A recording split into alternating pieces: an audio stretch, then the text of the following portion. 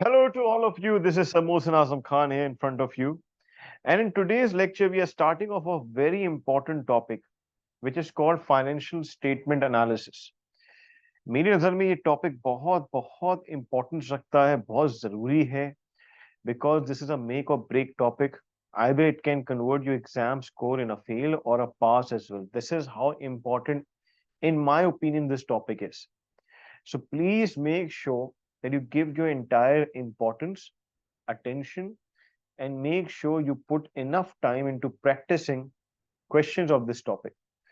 So let's start off with this topic, which is called financial statement analysis. थोड़ा सा मैं मेरी तरफ देखिएगा, थोड़ा सा हम इसके ऊपर पहले एक कहते हैं कॉन्सेप्ट बिठाते हैं, फाइनेंशियल स्टेटमेंट एनालिसिस है क्या।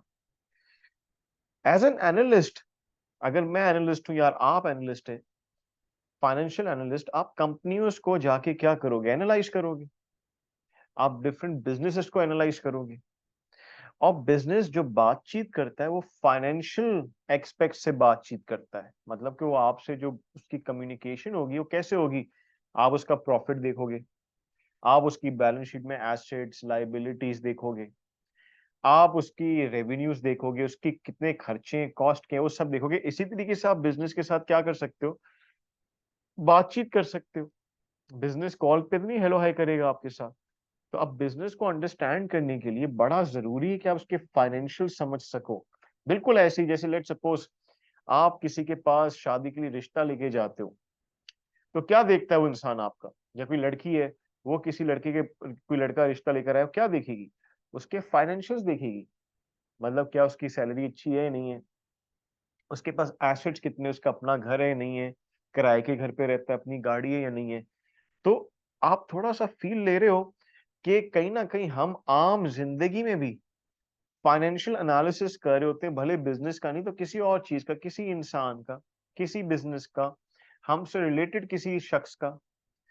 तो इसी तरीके से जब आप एक एनालिस्ट बन जाते हो, when you become an analyst, जब भी आप एक एनालिस्ट बन जाओगे, ऑब्वियस सी बात है आप बिजनेस, यहाँ स्क्रीन पे देखें, आप बिजनेस का क्या कर रहे होगे? फाइनेंशियल एनालाइज करोगे। और बिजनेस का फाइनेंशियल एनालाइज का एक टॉपिक है जो सीएफए के अंदर रखा गया, इसका नाम है फाइनेंशियल स्टेटमेंट एनालिसिस। इस फाइनेंशियल स्टेटमेंट एनालिसिस में 12 लर्निंग मॉडल्स हैं, 12 12 लर्निंग मॉडल्स हैं। सर कौन कौन से? वो number 1, intro to financial statement analysis, meaning introduction to financial statement analysis, analysing income statements, analysing balance sheets, analysing cash flow statements. ये दो लर्निंग मॉड्यूल्स में ब्रेक डाउन हुआ है आपके सीएफए के सिलेबस में। Cash flow statements 1, cash flow statements 2, दो parts में break down. So these are two learning models. Analysis of inventory, analysis of long-term liabilities, topics in long-term liability and equity, analysis of income taxes, financial reporting quality, financial analysis techniques, and intro to financial statement modeling. तो ये पूरे जो learning modules है जो आपके पास 12 learning modules है, as I said ये two parts हैं, ये फोर्थ वाला। सो ये 12 लर्निंग मॉड्यूल्स हमने अच्छे से समझने, एंड सो दैट हमारी ग्रिप इस टॉपिक में इतनी हो कि आपका एग्जाम में इंशाल्लाह इंशाल्लाह 80% से भी ऊपर रिजल्ट आए। तो इस फोकस के साथ हम लेके चलेंगे। सो आज की class, this lecture is about introduction. हम आज की क्लास में फर्स्ट लर्निंग मॉडल को टारगेट करते हैं, which is introduction to financial statement analysis. Let's start off. So सबसे पहले we gonna recall financial statements, थोड़ा याद करेंगे। जिसको फाइनेंशियल स्टेटमेंट्स का बिल्कुल भी इफ और बट नहीं पता, तो वो प्री रेक्विजिट, मेरी कुछ प्री रेक्विजिट में वीडियोस है which are not testable topic, वो प्री रेक्विजिट में जाके सारी बेसिक्स क्या कर सकता है? रिवाइज कर सकता है। हाउएवर हम यहाँ फिर भी रिकॉल करेंगे what are financial statements. Financial statement एक बिजनेस है, बिजनेस कुछ फाइनेंशियल स्टेटमेंट्स रिपोर्ट करता है, रिपोर्टिंग जिसको कहते हैं। देखो एक बिजनेस है, एक बिजनेस जो होता है, ऑब्वियस सी बात है उसके पीछे बहुत सारी फाइनेंशियल ट्रांजैक्शंस चल रही हैं। वो एक्सपेंसेस पे करता होगा, रेवेन्यू अर्न करता होगा, कुछ एसेट्स बाय कर रहा होगा। तो बहुत सारी पीछे उसके बिजनेस के जो बैकग्राउंड में कितनी कोई लाखों में फाइनेंशियल ट्रांजैक्शंस होंगी। उन फाइनेंशियल ट्रांजैक्शन को ठीक से रिकॉर्ड करना और इन्वेस्टर्स को रिपोर्ट करना, उसका नाम है अकाउंटिंग। उसको हम क्या कहते हैं? Financial accounting and reporting. Accounting होती है हम सारा डेटा रिकॉर्ड कैसे करें, थोड़ा सा याद दिलवाता हूँ, debit and credit, books maintain करना, लेजर्स मेंटेन करना, दैट इज कॉल्ड अकाउंटिंग। और अकाउंटिंग के अंदर ही एक एलिमेंट होता है फाइनेंशियल रिपोर्टिंग का, जिसमें हम बिजनेस की ही ट्रांजैक्शंस को मीनिंगफुल वे में इन्वेस्टर्स तक रिपोर्ट करते हैं। जैसे कि रिपोर्ट करते हैं इनकम स्टेटमेंट, जिसमें हम प्रॉफिट और लॉस शो करते हैं, प्रॉफिट एंड लॉस। ये इनकम स्टेटमेंट एक स्टेटमेंट है जिसमें प्रॉफिट एंड लॉस रिफ्लेक्ट होता है, जिसमें आते हैं रेवेन्यूज, एक्सपेंसेस और कोई गेन एंड लॉसेस, और उसके ऊपर निकलता है profits and loss. This is the first criteria, income statement. एक ऐसी तरह बिजनेस अपने एसेट्स, लायबिलिटीज, इक्विटी रिपोर्ट करता है बैलेंस शीट में। This is called balance sheet, जो आजकल के दौर का नाम है स्टेटमेंट ऑफ फाइनेंशियल पोजीशन। इसके अंदर assets, liabilities and owners, equity show करता है। थर्ड स्टेटमेंट जो बिजनेस बनाता है, that is called cash flow statement. Cash flow statement सारे कैश ट्रांजैक्शन शो करता है, कैश कहां कहां खर्च हुआ है और कहां कहां से आया है, उसको बोलते हैं हम cash flow statement. And last is called, जो लास्ट स्टेटमेंट कहलाती है, that is called statement of changes in equity. Statement of changes in equity के, मेरा पैसा जो ओनर हूं, जिसका ओनर का पैसा जो बिजनेस में लगा हुआ है, उसमें पूरे साल चेंज क्यों आया है, उसकी एक स्टेटमेंट बनती है। तो ये स्टेटमेंट किसको रिपोर्ट हो रही है? ये सर स्टेटमेंट रिपोर्ट होती है इन्वेस्टर्स को या स्टेक होल्डर्स को। इनको हम बोलते हैं financial statement. So basically there are four important financial statements: income statement, balance sheet, cash flow statement and statement of changes in equity. However कोई डिटेल में समझना चाहे तो प्री रिक्विजिट को फॉलो कर सकता है, because this area will not be testable, it's just a recall. आगे बढ़ते थोड़ा सा और रिकॉल कर लेते हैं ताकि आपके लिए और आसानी हो जाए। इनकम स्टेटमेंट सर कैसे लगती थी? भाई देखो, बिजनेस ने क्या किया, लेट्स सपोज ये एक साल है 2023, for this year only business ने क्या किया, सारे अपने रेवेन्यूज रिपोर्ट किए, उसमें से उसने cost of goods sold, selling expenses, general administrative, loss on off any asset, interest expense, वो सब माइनस किया। तो उसके पास आगे इनकम बिफोर टैक्स, इसमें से उसने माइनस किया इनकम टैक्स, तो उसके पास आ गया net income. This profit is very important for an analyst, देखने के लिए कि अर्निंग्स कितनी है, कितना अर्न कर रहा है बिजनेस, तो हम इसको अर्निंग्स भी कहते हैं बिजनेस की। These are also called earnings of a business, या हम इसको net income of a business भी कहते हैं। कुछ कहीं पर नेट प्रॉफिट का लफ्ज भी यूज हो रहा है। तीनों चीजें एक ही हैं फॉर अ बिजनेस। ये रिफ्लेक्ट करता था financial performance for the year, कि एक साल में बिजनेस ने फाइनेंशियली कैसा परफॉर्म किया। सो अगर मुझे एज एन एनालिस्ट ये देखना है कि इस साल 2023 में या 2022, 2021, 2020, how much, how was the performance, how much the performance, financial performance of a business, whether it was good or bad, तो मैं क्या करूंगा, उसकी इनकम स्टेटमेंट खोलूंगा, इनकम स्टेटमेंट को ओपन करूंगा जो कि रिपोर्ट हुई हुई है। थोड़ा सा रिकॉल एक और चीज भी कर लेते हैं, बैलेंस शीट। बैलेंस शीट भी याद करें। बैलेंस शीट, बैलेंस शीट क्या होता था? वो शो करता था एक जगह एसेट्स, ये सारे एसेट शो हो रहे हैं, देखें ये सारे एसेट शो हो रहे हैं, और दूसरी जगह वो शो करता था liabilities,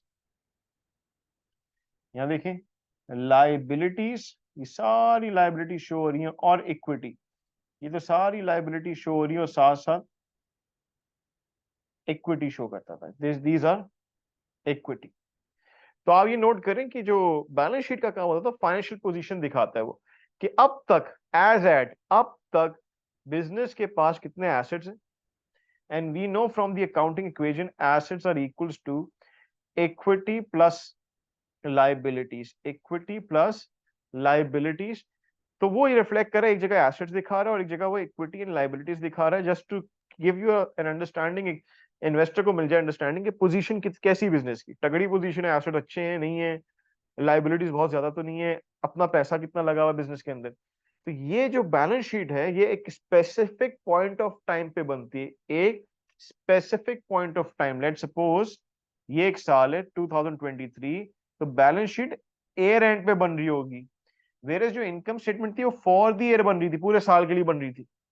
balance sheet year and पे देख रही है भाई कितने एसेट पड़े, कितनी लाइबिलिटीज हैं, कितना पैसा लगा है, और उसके थ्रू उसने क्या बना दी, एक बैलेंस शीट बना दी है। So if an analyst wants to see financial position of business, क्या देखना चाह रहा है, अगर वो देखना चाह रहा है फाइनेंशियल पोजीशन कैसी बिजनेस की, then he will look towards, देखो स्क्रीन पे, he will look towards statement of financial position, या इसको कहते हैं हम बैलेंस शीट। अगर वो देखना चाहता है फाइनेंशियल परफॉर्मेंस कैसी रही पूरे साल की, financial performance for the year, तो स्क्रीन पे देखो मैं क्या लिख रहा हूं, फिर we will have to see income statement, फिर वो क्या खोलेगा, इनकम स्टेटमेंट खोलेगा, टू सी कि कंपनी ने या बिजनेस ने प्रॉफिट्स कितने अर्न किए। ये हमने रिकॉलिंग की है, एज आई सेड ये सब आपको प्री रिक्विजिट में वैसे ही मिलेगा, हमने रिकॉल किए कि आपको स्टेटमेंट्स रिकॉल हो जाए। अब थोड़ा सा हम एक चीज आइडिया लेते हैं which is called financial reporting versus financial analysis. Sir दो टर्म्स बहुत यूज होते हैं। एक टर्म यूज होता है कि सर फाइनेंशियल रिपोर्टिंग, आप कभी भी जाएंगे ना किसी भी महफिल में बैठे होंगे या दोस्तों से बातचीत करेंगे, दो टर्म्स बहुत यूज होते हैं, फाइनेंशियल रिपोर्टिंग और एक होता है फाइनेंशियल एनालिसिस। दोनों को हम जरा ब्रेक डाउन करके समझने की कोशिश कर लेते हैं, so that as being an analyst जब आप फाइनेंशियल को एनालाइज करो, you should be crystal clear कि कौन सी चीज क्या है।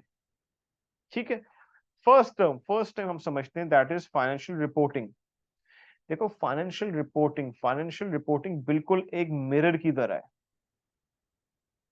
आप अपने आईने में जाए, गो इनटू योर मिरर, जो आप अपने आप को देख रहे हो ना शीशे में, मिरर क्या कर रहा है, आपको आपकी हालत रिपोर्ट कर रहा है कि आप देख सको मैं कैसा लग रहा हूं, आप देख सको आपके बाल कैसे बने हुए हैं, आपने कपड़े किस रंग के पहने हुए हैं। तो मिरर क्या कर रहा है, शीशा, मिरर, आप जब मिरर के सामने, वो रिपोर्ट कर रहा है आपको, आपके सामने रिपोर्ट कर रहा है। आप फिर एनालाइज करते हो अपने आप को मिरर के ऊपर, यार मेरे बाल सही नहीं लग रहे, मैं बाल का स्टाइल चेंज कर लेता हूं। आप ये एनालिसिस कर रहे हो, यार मैं मेरी शर्ट अच्छी नहीं लग रही, मैं शर्ट चेंज कर लेते हो, यार मैं और बेहतर कैसा लग सकता हूँ, मैं ये काम कर लेता हूँ। जैसे खवातीन कहेगी मैं थोड़ा मेकअप और बढ़ा देती हूँ और बेहतर कर देती हूँ, लड़का कहेगा मैं जेल वेल लगा देता हूँ बालों पे। अब वो एनालिसिस कर रहा है अपना खुद नहीं, अभी कॉन्सेप्ट हायर कॉन्सेप्ट दिया है। इसी तरीके बिजनेस बिजनेस बिजनेस का मतलब है, फाइनेंशियल रिपोर्टिंग का मतलब है सिंपली जो अभी हमने स्टेटमेंट्स पढ़ी है, बिजनेस ये स्टेटमेंट्स बना के रिपोर्ट कर रहा है, income statement, balance sheet, cash flow statement, statement of changes in equity. ये जो स्टेटमेंट्स बना के रिपोर्ट कर रहा है, इस पूरे अमल को हम कहते हैं फाइनेंशियल रिपोर्टिंग। उसने अपनी फाइनेंशियल रिपोर्टिंग कर दी, उसने दिखा दिया हमारी कंडीशन क्या है, हमारे एसेट्स कितने, हमारे प्रॉफिट्स कितने, रिपोर्ट कर दिए। इस अमल को, यहां तक के अमल को हम बोलते हैं फाइनेंशियल रिपोर्टिंग। तो इस अमल में जो लोग भी इन्वॉल्व रहे, वो फाइनेंशियल रिपोर्टिंग का पार्ट है। अब आ जाता है एनालिस्ट, अब आ गए आप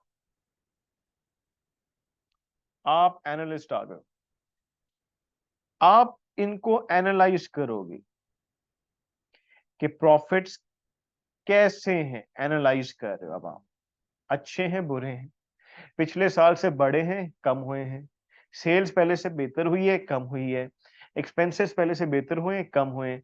अब आप क्या कर रहे हो, आप एनालाइज करने की कोशिश कर रहे हो। आप समझ रहे हो, रिपोर्टिंग को देखते हुए एनालाइज कर रहे हो, समझ रहे हो उसको। इसी तरह आप एसेट्स को देख रहे हो, एसेट्स पहले से बेहतर हुए कम हुए, एसेट्स ने पहले से ज्यादा रेवेन्यू कमा के दिया कम रेवेन्यू कमा, अब एनालाइज कर रहे हो उसको आप। So financial analysis requires good technical skills, good mind कि आप reasons analyze करो।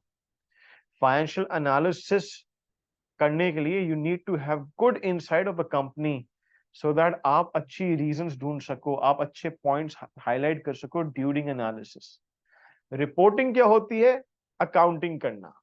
कि कुछ फाइनेंशियल ट्रांजैक्शंस हुई हैं बिजनेस की, उसको हमने क्या कर दिया, फाइनेंशियल स्टेटमेंट्स के अंदर रिपोर्ट कर दिया। इस सवाल को हम कहते हैं फाइनेंशियल रिपोर्टिंग। हमारा जो कंसंट्रेशन होगी सीएफए के अंदर, that would be towards financial analysis, financial analysis. Let's further move on.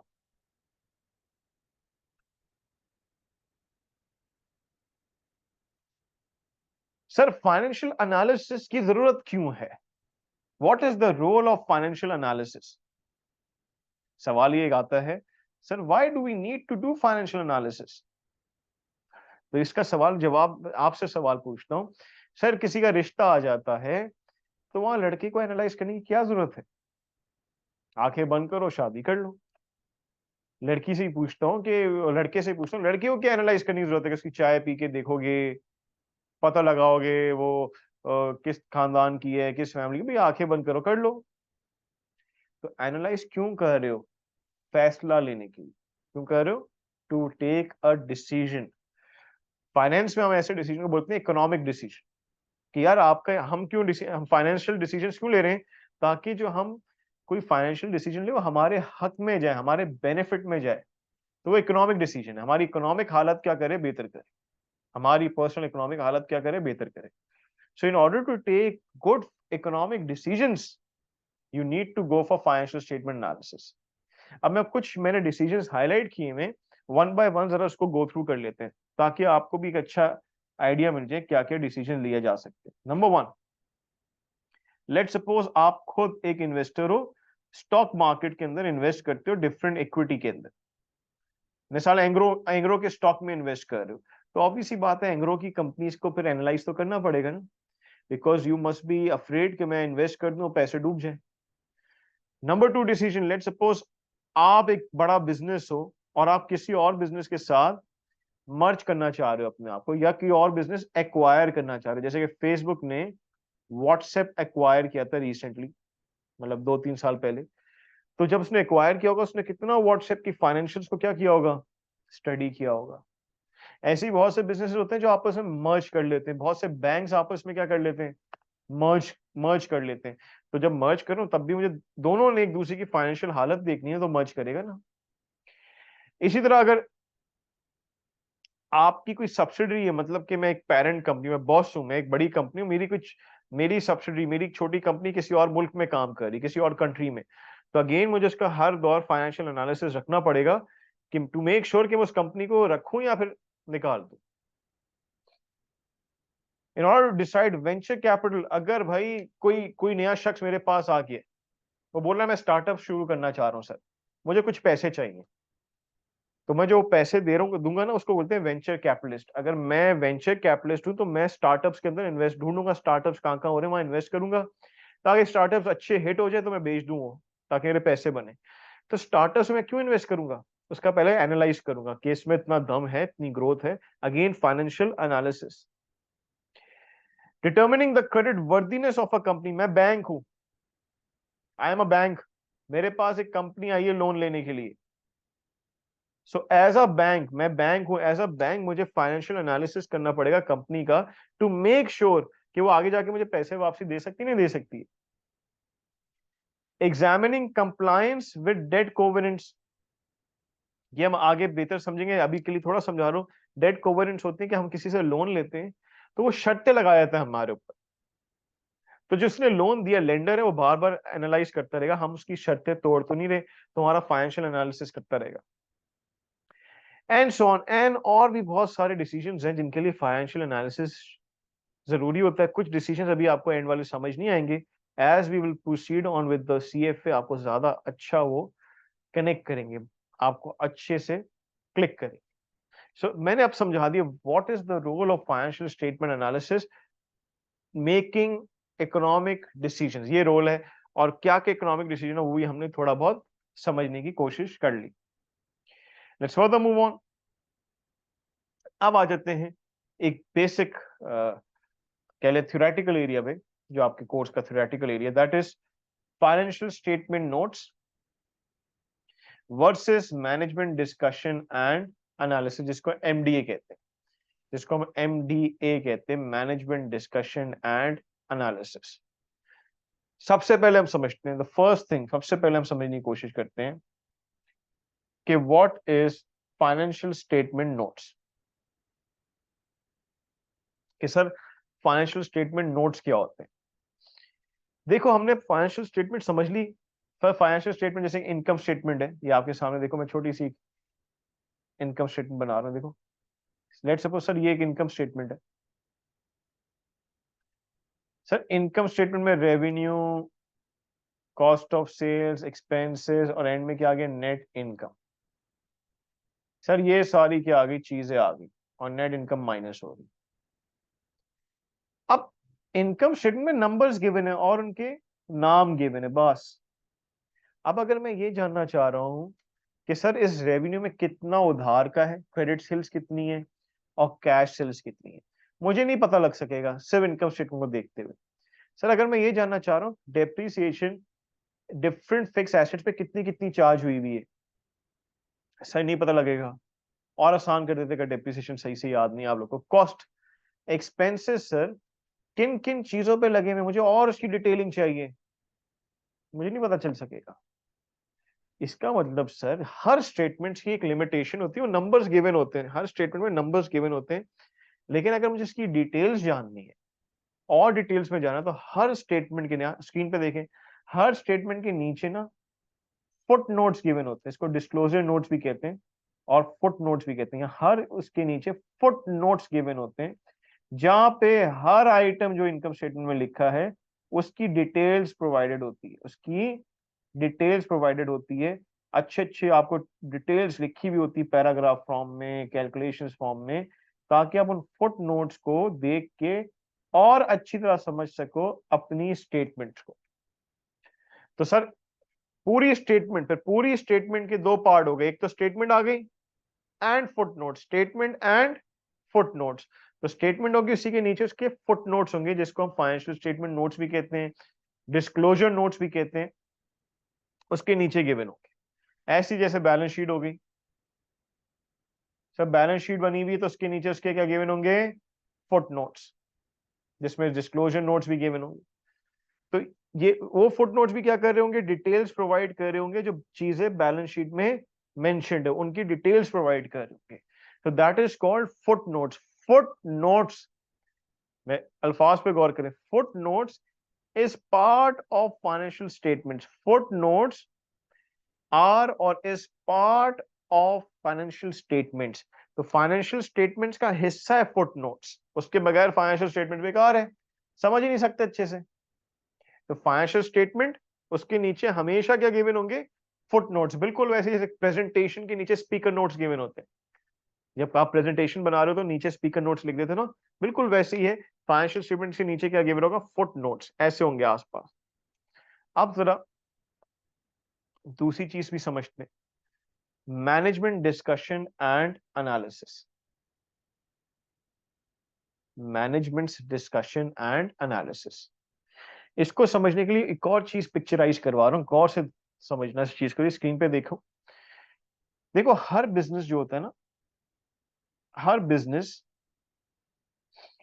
अपनी एनुअल रिपोर्ट इशू करता है। एनुअल रिपोर्ट, सालाना रिपोर्ट। हर बिजनेस, हर कंपनी जो पब्लिक लिमिटेड है, जो लिस्टेड है, पब्लिक लिमिटेड, जो लोगों से पैसे लेके ग्रो करती है, पब्लिक लिमिटेड कंपनी जो स्टॉक एक्सचेंज पे लिस्टेड हुई होती है, उसको हर साल एक एनुअल रिपोर्ट इशू करनी पड़ती है। उसमें वो एक तो अपनी कंपनी के बारे में बहुत चीजें बताती है, आगे जाके कंपनी क्या कर रही है, किन प्रोजेक्ट्स में इन्वेस्ट कर रही है, किन चीजों में इन्वेस्ट कर रही है, क्लाइमेट के लिए क्या क्या, बहुत चीजें बताती है। इसके अंदर एक तो हिस्सा होता है फाइनेंशियल स्टेटमेंट्स का, उसी के अंदर फाइनेंशियल स्टेटमेंट ही गिवन होती है, और एक और हिस्सा गिवन होता है, उसको बोलते हैं management discussion and analysis, MDA. Management discussion के मैनेजमेंट क्या सोच रही, मैनेजमेंट अपना पर्सपेक्टिव देती है कि मैनेजमेंट क्या सोच रही है कि how will this company be going on forward, आगे जाके क्या कमाल कर सकती है, क्या इश्यूज आ सकते हैं, क्या चैलेंजेस आ सकते हैं from the management perspective. Management के विद इन, मैनेजमेंट की सोच के मुताबिक वो कंपनी आगे जाके कैसा परफॉर्म कर सकती है। वो होता है management discussion and analysis. Where is financial statements क्या होती हैं कि इनकम स्टेटमेंट, बैलेंस शीट और उनके फुट नोट्स। तो हमने फुट नोट समझ ली क्या होते हैं, हमने मैनेजमेंट डिस्कशन एंड एनालिसिस भी समझ लिया क्या होते हैं। अब सर इनके अंदर विद इन चीजें क्या क्या होती हैं, मैनेजमेंट डिस्कशन एनालिसिस के विद इन क्या क्या चीजें आ सकती हैं, फुट नोट्स के अंदर क्या क्या चीजें आती हैं, जरा वो समझ लेते हैं बिकॉज के सवाल आते हैं। So one by one let's understand that. तो लेट्स फर्स्ट अंडरस्टैंड कि कौन कौन सी चीजें फुट नोट्स में आती है, फाइनेंशियल स्टेटमेंट्स के फुट नोट्स पे। एज आई सेड ना, जो इनकम स्टेटमेंट के नीचे बनी होती है, जो बैलेंस शीट के नीचे बनी हुई होती है, उनमें क्या क्या चीजें आ सकती है। Number one, includes disclosures that provide further details about information summarized in the financial statements।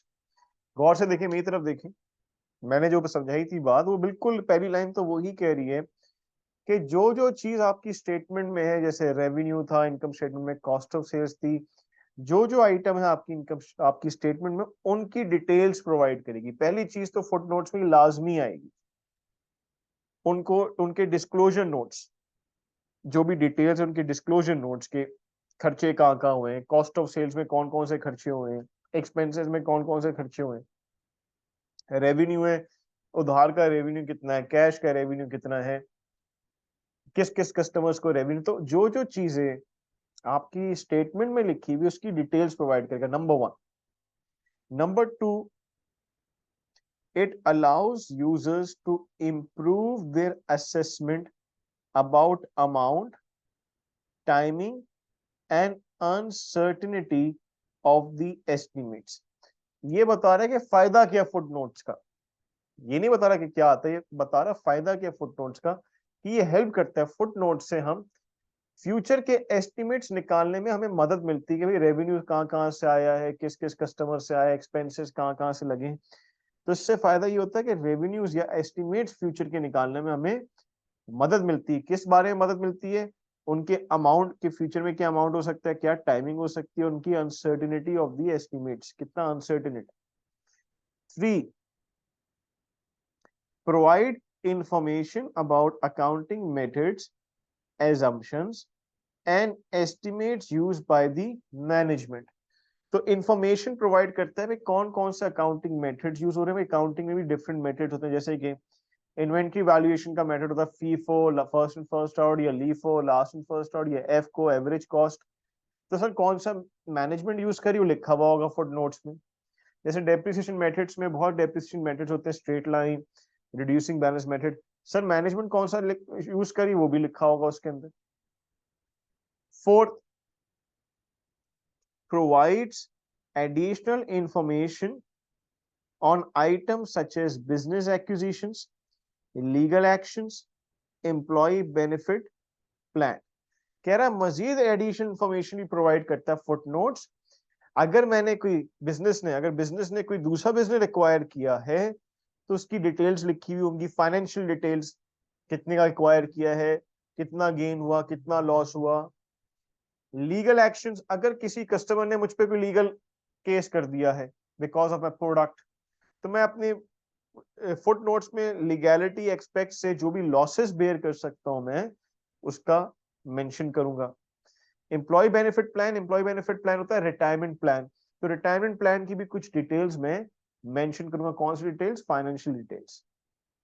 ये हो गई फुट नोट्स, क्या क्या चीजें सर फुट नोट्स में आ सकती हैं।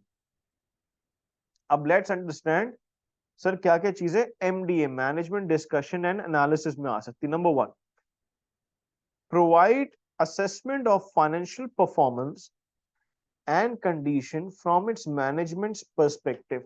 भाई सबसे पहली चीज एमडीए में तो आएगी कि मैनेजमेंट क्या सोचती, कंपनी ने कैसा परफॉर्म किया है, आगे जाके कंपनी कैसा करेगी, अच्छा करेगी, बुरा करेगी, मैनेजमेंट, मैनेजमेंट के पर्सपेक्टिव से। Number two, results from operation, trends, capital resources, liquidity and general business overview.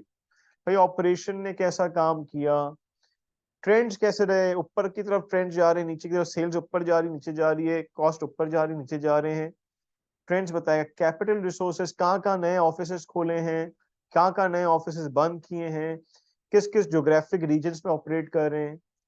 Liquidity, भाई आपके पास पैसा कितना पड़ा है, कैश रिजर्व पहले से बढ़े हैं, कम हुए हैं।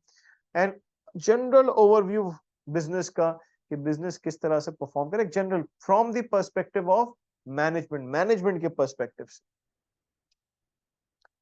3 accounting policies discontinued operations from perspective of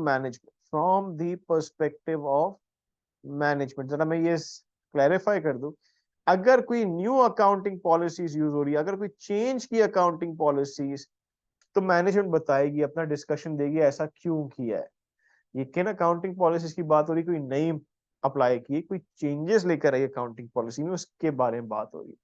कि ऑपरेशन डिसकंटिन्यू कर दिया, छोड़ दिया, ऑपरेशन खत्म कर दिया, जैसे कि एक बिजनेस है वो गाड़ियों में भी डील करती है और साथ साथ फर्नीचर में भी डील करती है, अगर उसने फर्नीचर का सेगमेंट खत्म कर दिया तो उसमें डिस्कशन होगा क्यों ऐसे किया, मैनेजमेंट के पर्सपेक्टिव से। तो ये पता चलता है हमें एमडीए से, मैनेजमेंट डिस्कशन एंड एनालिसिस से। फर्दरमोर एमडीए में एक और चीज आनी चाहिए, एमडीए से एक और हेल्प मिलती है, वो तो हमने बता दिया कि लिक्विडिटी, कैपिटल, ये तो आते ही आते हैं। मैनेजमेंट में मजीद एज पर यूएस सिक्योरिटी एक्सचेंज कमीशन, एक इदारा है यूएसए के अंदर, सिक्योरिटी एक्सचेंज कमीशन, जो लिस्टेड कंपनीज को रेगुलेट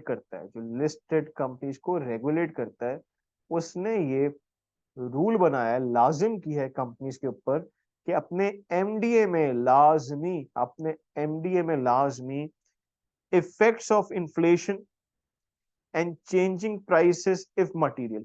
अगर आपको लग रहा है इन्फ्लेशन आगे जाके चेंज हो रही, तो अपने एमडी में अभी से बताएं कि इन्फ्लेशन की वजह से क्या क्या इफेक्ट आ सकता है आपकी फाइनेंशियल परफॉर्मेंस में। Number 2, impact off balance sheet obligations and contractual obligation such as purchase commitments. अगर आपने किसी से परचेज कमिट किया हुआ है कि आगे जाके आप कोई हैवी अमाउंट की परचेजेस करेंगे, कमिट कर लिया है, वो भले लाइबिलिटी शो ना हो रहा बैलेंस शीट में, ऑफ बैलेंस शीट आइटम, वो परचेज कमिट किया हुआ है, अभी आप लीगल कॉन्ट्रैक्ट में नहीं, लेकिन कमिट कर लिया है आपने, तो वो आपने डिस्क्लोज करना है एमडीए के अंदर। Third, accounting policies that require significant judgement by management. ऐसी अगर कोई अकाउंटिंग पॉलिसी यूज कर रहे हो जिसमें सिग्निफिकेंट मैनेजमेंट की जजमेंट बहुत ज्यादा इन्वॉल्व है, जैसे कि अकाउंटिंग पॉलिसी का चेंज, मिसाल स्ट्रेट लाइन से मैं चला गया रिड्यूसिंग बैलेंस मेथड पे, लीफो मेथड से चला गया फीफो मेथड पे, इसमें जजमेंट किसकी चाहिए, मैनेजमेंट की, तो पूरा डिस्कशन आएगा उसके ऊपर। And last, forward looking expenditures and diversities. अगर आपको लग रहा है फॉरवर्ड आगे जाने में कुछ एक्सपेंडिचर्स आएंगे, कोई ऑफिसेस खरीदोगे, कोई मशीनरी खरीदोगे, अभी से उसको शो कर दो अपने स्टेक होल्डर्स को। और डाइवर्सिटीज होता है कि अगर आपका प्लान है कि आगे जाके कुछ अपने बिजनेस के हिस्से खत्म कर दोगे, अलग कर दोगे अपने से, तो उसका ही मेंशन कर दो, डिस्कशन कर लो। ये सारी चीजें कहाँ पूछी है, मैनेजमेंट डिस्कशन एंड एनालिसिस में। तो मस्ट लफ्ज क्या, देखो यहाँ देखें स्क्रीन पे क्या लफ्ज है, मस्ट। सो ये चीजें तो मस्ट आनी है, ये चीजें आपने मेक श्योर करनी है कि ये they should be a part of management discussion and analysis. Sir इस पे सवाल क्या आ सकता है, पूरी स्लाइड पे सवाल ये आ सकता है कि स्टेटमेंट देते कि further details about something mention in the income statement वो बताई गई है, और बताएं ये मैनेजमेंट डिस्कशन में आता है या ये आता है फुट नोट्स में, तब कहेंगे फुट नोट्स पे आता है। अगर वो बोले मैनेजमेंट ने बिजनेस ओवरव्यू दिया हुआ है, तो बताएं ये फुट नोट्स में आता है या मैनेजमेंट डिस्कशन एंड एनालिसिस में आता है, हम बोलेंगे मैनेजमेंट डिस्कशन एनालिसिस में आता है। अगर बोले इन्फ्लेशन के इम्पैक्ट्स दिए में, वो भी मैनेजमेंट डिस्कशन एनालिसिस में आता है। अगर लीगल एक्शंस के नुकसानात बताए में, वो हमारा फुट नोट्स में आता है। तो आपको ये पता होना चाहिए क्या चीज फुट नोट्स में आ रही है, क्या चीज आ रही है मैनेजमेंट डिस्कशन एंड एनालिसिस में। हाउएवर ये दोनों चीजें, एक एनालिस्ट को दोनों चीजें बहुत हेल्प करती हैं जब भी वो किसी बिजनेस को एनालाइज कर रहा होता है। Let's move further. अब एक लफ्ज समझते हैं, ऑडिट। ऑडिट का दूसरा नाम है financial monitoring. Financial monitoring, we also call this financial monitoring. हम जो फाइनेंशियल दुनिया उसको मॉनिटर करने की कोशिश कर रहे हैं, उसको रिव्यू करने की कोशिश कर रहे हैं, उसको हम कहते हैं ऑडिट। इसको भी समझते हैं। ऑडिट, ऑडिट का मतलब क्या होता है? Audit simply mean check in balance. भाई देखिए, एक बिजनेस है, तो दिस इज अ बिजनेस आपके सामने, वो अपनी फाइनेंशियल स्टेटमेंट्स रिपोर्ट कर रहा है, जैसे income statement, balance sheet, cash flow statement, और साथ ही साथ वो अपनी ट्रांजैक्शंस रिकॉर्ड करता है। सेल्स की ट्रांजैक्शंस हो गई, एसेट्स की हो गई, लाइबिलिटीज की हो गई, एक्सपेंसेस की हो गई, वो रिकॉर्डिंग भी तो कर रहा है ट्रांजैक्शंस। अब कैसे मान लें हम, हाउ कैन वी बिलीव कि जो वो प्रॉफिट या नेट इनकम शो कर रहा है, रिपोर्ट कर रहा है अपनी इनकम स्टेटमेंट, वो ठीक है? कैसे मान लें जो एसेट्स रिपोर्ट कर रहा है अपनी बैलेंस शीट में वो ठीक है? हर बिजनेस चाहेगा ज्यादा से ज्यादा प्रॉफिट शो करे, ताकि इन्वेस्टर खुश हो, वो ज्यादा से ज्यादा पैसा लगाए। तो डर तो है ना कि वो मैनिपुलेट, वो कोई फ्रॉडुलेंट एक्टिविटीज ना कर रहा हो। हेंस फॉर दैट रीजन, जो इन्वेस्टर होगा ना, इन्वेस्टर कहेगा कि ठीक है, मैं ऐसे आंखें बंद करके तो नहीं मान रहा इन चीजों को। वो क्या करेगा? वो ऑडिट करवाएगा, एक ऑडिटर हायर करेगा, जो ऑडिट करेगा मतलब चेक इन बैलेंस करेगा कि ये जो नंबर्स हैं, क्या ये ठीक भी हैं या नहीं है। इन अदर वर्ड, वो रिव्यू करेगा, वो आके इस चीज को क्या करेगा? रिव्यू। तो ऑडिट एक प्रोसीजर है, एक रिव्यू का, एक इंडिपेंडेंट रिव्यू, देखने के लिए कि जो चीज रिपोर्ट की जा रही है वो ठीक भी है या नहीं है। तो अब जरा पढ़ते हैं ऑडिट की definition. An audit is an independent review, आजादाना रिव्यू है। मतलब कंपनी का बंदा आके ऑडिट नहीं करेगा, वरना इंडिपेंडेंस तो खत्म हो गई। कोई एक्सटर्नल बाहर का बंदा आके ऑडिट कर रहा है। Independent review of an entity's financial statements, public accountants conduct audits and examine the financial reports and supporting records. The objective of an audit is to enable the auditor to provide an opinion on the fairness and reliability of the financial statements, कि कितनी fair है और कितना हम इन पे rely कर सकते हैं। इन दो चीजों पे बात करा। अब इसमें मोटे मोटे अल्फाज क्या आपने दिमाग में रखने, this is an independent review. ये क्या है? इंडिपेंडेंट रिव्यू है। किसके ऊपर? Fairness and reliability of financial statements. एक और चीज दिमाग में रखें, जो ऑडिट होता है ना, ऑडिट,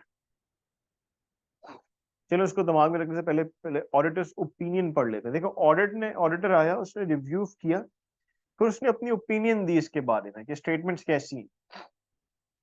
ओपिनियन के तीन हिस्से होते हैं, थ्री पार्ट्स होते हैं। जब वो ओपिनियन देगा, तीन हिस्सों में तोड़ेगा, तीन पैराग्राफ्स बनाएगा अपनी ओपिनियन में। Number one, whereas the financial statements are prepared by management and it's their responsibility and the auditor has performed an independent review। पहले तो खुद बयान करेगा भाई कि मैंने स्टेटमेंट्स नहीं बनाई है, स्टेटमेंट्स में कुछ गलत निकलता है, फ्रॉडुलेंट निकलता है, वो मेरी जिम्मेदारी नहीं है, वो मैनेजमेंट ने बनाई है, मैनेजमेंट की जिम्मेदारी।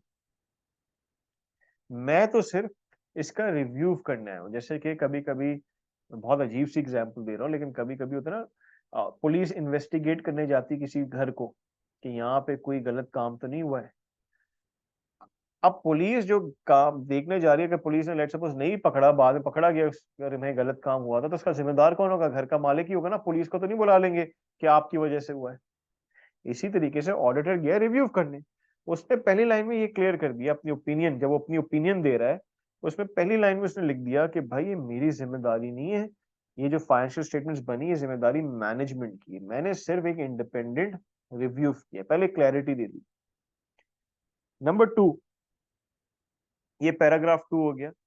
Generally accepted auditing standards were followed, thus providing reasonable assurance that the financial statements contain no material errors। भाई तीन इंपॉर्टेंट वर्ड्स हैं इस सेकंड पैराग्राफ। सेकंड, पहले पैराग्राफ है तो उससे क्लियर किया इसकी जिम्मेदारी नहीं। सेकंड पैराग्राफ में बोल रहा है क्योंकि क्योंकि ऑर्गेनाइजेशन ने generally accepted auditing standards use किए थे। कुछ ऑडिट के स्टैंडर्ड्स होते हैं जो यूज कर रहे हैं, जिस हिसाब से उसने ऑडिट किया। मिसाल IFRS होता है, जैसे US गैप होता है। कुछ अकाउंटिंग स्टैंडर्ड्स होते हैं जिनका इस्तेमाल हो रहा होता है। तो कह रहा है कुछ जनरली एक्सेप्टेड ऑडिटिंग स्टैंडर्ड्स हैं वो जो कि फॉलो हुए, thus providing reasonable assurance. Sir क्या ऑडिटर कंप्लीट एश्योरेंस दे रहा है? नहीं, रीजनेबल इतनी दे रहा है कि रीजनेबल आप खुश रहें। मतलब उसने फाइनेंशियल स्टेटमेंट देखी, उसके ऊपर वो रीजनेबल एश्योरेंस दे सकता है, कंप्लीट एश्योरेंस नहीं दे सकता, हर एक एक नंबर की एश्योरेंस नहीं दे सकता, लेकिन रीजनेबल एश्योरेंस दे सकता है। वो भी कि it contains no material errors, के कोई बड़े एरर्स नहीं है इसके अंदर, कोई ऐसे सिग्निफिकेंट एरर्स नहीं है जिससे इन्वेस्टर की डिसीजन मेकिंग चेंज हो जाए। हाँ, छोटे मोटे एरर्स हो सकते हैं, फिर भी उसकी ओपिनियन के बावजूद भी छोटे मोटे एरर्स हो सकते हैं। तो इसमें हम तीन चीजें समझी। एक तो है कि ऑडिटिंग स्टैंडर्ड्स अप्लाई हो रहे होंगे। टू, रीजनेबल एश्योरेंस देता है, कंप्लीट एश्योरेंस नहीं देता है। थ्री, वो एश्योरेंस किसकी देता है कि नो मटेरियल एरर्स, कोई सिग्निफिकेंट एरर्स नहीं है, छोटे मोटे एरर्स हो सकते हैं। Three, the auditor is satisfied that the statements were prepared in accordance with the accepted accounting principles and that the principle chosen and estimates made are reasonable. The auditor report must also contain additional explanation when accounting methods have not been used consistently between periods. तो उसने बताया भाई, account उसने बोला भाई मैं इतना satisfied हूँ कि अकाउंटिंग स्टैंडर्ड्स के मुताबिक हर चीज ये सब बनी हुई है। I am happy with the financial statements. तो ये तो कुछ स्टैंडर्ड ऑडिटर जो एक ओपिनियन दे रहा होता है ना, ये कुछ पैराग्राफ होते हैं, अब एंड में उसकी ओपिनियन आएंगी कि उसको क्या लगता है कि स्टेटमेंट ठीक है बुरी। अब एक अपना लास्ट में अपनी ओपिनियन दे देगा, एक लाइन में वो अपनी ओपिनियन दे देगा। अगर सब ठीक बना है ना तो बोलेगा statements are free from material omissions और एरर। बिल्कुल सही है, statements are free from material omissions and error. ऐसी ओपिनियन को हम कहते हैं अनक्वालिफाइड ओपिनियन। मतलब के फाइनेंशियल स्टेटमेंट्स ने किसी एरर के लिए क्वालिफाई नहीं किया, अनक्वालिफाइड ओपिनियन। ऐसी ओपिनियन को हम कहते हैं unqualified opinion. Unqualified opinion. Sir अगर अच्छा खासा स्टेटमेंट ठीक बनी है और कुछ एरर्स हैं, कुछ मटेरियल एरर्स हैं, लेकिन 90% ठीक बनी हुई, 10% मटेरियल एरर है, तो वो एक और दे सकता ओपिनियन। फिर वो लिखेगा statements make any exception to accounting principles. तो लफ्ज क्या यूज होंगे? लफ्ज मैं पढ़ता रहा हूँ, लफ्ज ये यूज करेगा statements are free from material omission और errors exception to accounting principle. कुछ एक्सेप्शन टू कुछ चीजों में मसला है, majority is free from material errors except for जिसमें मसला बता देगा, एक्सेप्ट फॉर। तो अनक्वालिफाइड में क्या था? फ्री है, बिल्कुल सही बनी हुई। हम इसको कॉल लैंग्वेज में भी ऑडिटर प्रेजेंट करता है, जो बिल्कुल फ्री, जो बिल्कुल सही बनी होती है, इसको बोलते हैं complete, true and fair. The financial statements are true and fair, बस। और जो अनक्वालिफाइड, जो क्वालिफाइड मतलब कि ओवरऑल ठीक बनी, कुछ मसला है, तो उसमें होता है ट्रू एंड फेयर एक्सेप्ट। क्या आ जाता है वर्ड? एक्सेप्ट। लेकिन अगर उसको दिख रहा है यार पूरी की पूरी खराब बनी हुई है, तो वो एडवर्स ओपिनियन कहलाएगी। क्या कहलाएगी? Adverse opinion. Statements are not presented fairly और are materially non conforming with standards, या दूसरा वर्ड है is not true and fair. Statements are not true and fair, मतलब आवे का आवे बिगड़ा हुआ है, वो होती है एडवर्स ओपिनियन। तो ऑडिटर तीन ओपिनियंस दे सकते हैं। अनक्वालिफाइड, के रिपोर्ट ने क्वालिफाई नहीं किया एरर के लिए, ट्रू एंड फेयर। दूसरी है क्वालिफाइड, एरर के लिए क्वालिफाई कर लिया, अदरवाइज ठीक बनी हुई है, true and fair except for. Third है एडवर्स बनी, क्वालिफाई किया, एरर ही एरर है, तो एडवर्स ओपिनियन कहलाएगी। उसको हम बोलेंगे कि statement is not true and fair. True and fair. Hope ये भी आपको अच्छा समझ आया हो। अनक्वालिफाइड, ऐसी ऑडिट ओपिनियन जिसमें वो बताना चाह रहा है कि बिल्कुल सेट बनी है, कोई एरर नहीं, मटेरियल एरर नहीं है कोई, ऐसी ओपिनियन को हम दूसरे अल्फाजों में अनमॉडिफाइड ओपिनियन भी कहते हैं। अनमॉडिफाइड, उसको अपनी ओपिनियन मॉडिफाई नहीं करनी पड़ी, उसने कहा सब सही बना है। और क्वालिफाइड ओपिनियन को दूसरे अल्फाजों में कभी कभी हम मॉडिफाइड ओपिनियन भी कहते हैं। मॉडिफाइड, उसको थोड़ी मॉडिफाई करनी पड़ी। वैसे तो सब सही बना है एक्सेप्ट फॉर, कुछ चीजों के अलावा सब फाइनेंशियल स्टेटमेंट में ठीक है, इसको मॉडिफाई करनी पड़ी। दिमाग में रखें, जब भी कोई ऑडिटर ऑडिट कर रहा होता है वो एक अजम्पशन दिमाग में रखता है, उसको कहते हैं going concern assumption. Going concern assumption ये होती है, firm will continue to operate for the foreseeable future. There is a going concern, मतलब कि कंपनी चलेगी, कंपनी 4-5 साल तक चलेगी। सो व्हेन एन ऑडिटर जब वो ओपिनियन दे रहा है, वो दिमाग में गोइंग कंसर्न रख रहा है कि कंपनी चलेगी, ऐसा नहीं अगले हफ्ते बंद हो जाएगी, वरना ओपिनियन कभी देगा ही नहीं अपनी, जब उसको पता है यार कंपनी बंद हो जाएगी। तो वो एज्यूम कर रहा है, उसने स्टडी नहीं किया कंपनी चलेगी नहीं चलेगी, एज्यूम कर रहा है कि कंपनी 3-4 साल चलेगी, गोइंग कंसर्न है, और उसके बाद वो ऑडिट ओपिनियन दे रहा है। नंबर 2, इंटरनल कंट्रोल्स ही बड़ा मैटर करते हैं कंपनी के विद इन। इंटरनल, कंपनी के within check in balance कैसे, कंपनी के within check in balance कितने मजबूत हैं, कितने अच्छे हैं, वो भी बहुत मैटर करता है। भाई कंपनी के विद इन कितना कंट्रोल है चीजों पे, कंपनी के विद इन कितना चेक इन बैलेंस है। अगर मजबूत है तो जो बाहर से ऑडिट करने आ रहा है ना, वो रिलैक्स होगा, उसको पता होगा यार वो कम शक करेगा, उसकी शक की नजर क्या हो जाएगी, गिर जाएगी, उसकी स्क्रूटिनाइज क्या करेगा, कंपनी को कम करेगा। लेकिन अगर उसको कंपनी को देख रहा है उसके अंदर कोई चेक इन बैलेंस ही नहीं है, तो उसका शक क्या होगा, बढ़ जाएगा, उसकी जो स्क्रूटिनिटी होगी बढ़ जाएगी, उसकी टेस्टिंग बढ़ जाएगी, वो ज्यादा से ज्यादा चीजें ऑडिट करेगा अपनी ओपिनियन देने के लिए। तो इंटरनल कंट्रोल ही बड़ा मैटर करते हैं ऑडिटर की ओपिनियन के वक्त। सो हमने थोड़ा आइडिया ले लिया कि ऑडिट क्या होता है और उसकी डिफरेंट टाइप्स ऑफ ओपिनियंस क्या होती है। Next we want to understand कि एज एन एनालिस्ट, जैसे कि आप एक एनालिस्ट हो, आप किसी बिजनेस का फाइनेंशियल एनालिसिस कर रहे हो, तो आप क्या क्या इंफॉर्मेशन यूज कर सकते हो एनालिसिस के वक्त। तो हम वो इसको स्टडी करते हैं। ऑब्वियसली बात है, फर्स्ट इंफॉर्मेशन जो आप यूज करोगे वो इस कंपनी की फाइनेंशियल स्टेटमेंट यूज करोगे। तो पहली चीज है financial statement, income statement, balance sheet, सबसे पहले तो वो देखोगे आप उसका फाइनेंशियल एनालिसिस करते वक्त। नंबर 2, आप रिव्यू करोगे कंपनी की quarterly and semi annual reports, इसकी क्वार्टरली रिपोर्ट्स कैसी हैं और उसकी सेमी एनुअल रिपोर्ट्स कैसी हैं, आप वो भी उसको अंडरस्टैंड करने की कोशिश करोगे। यहां पे दो चीज मैं समझाना चाहता हूँ। जो एनुअल फाइनेंशियल स्टेटमेंट्स होती है ना, वो तो ऑडिटेड होती हैं, जो आप यूज कर रहे हो, ऑडिटेड का मतलब है ऑडिट हुई हुई होती हैं, ऑडिटर ने आके उनको ऑडिट करके अपनी ओपिनियन दी हुई होती है। लेकिन जो क्वार्टरली और सेमी एनुअल रिपोर्ट्स होती है ना, ये ऑडिटेड नहीं हुई हुई होती, ये अनऑडिट होती है, नॉट ऑडिट। ये दिमाग में रखिएगा, इन पे रिस्क ऑफ एनालिसिस थोड़ा सा ज्यादा होता है, बिकॉज ये ऑडिटेड नहीं होती है।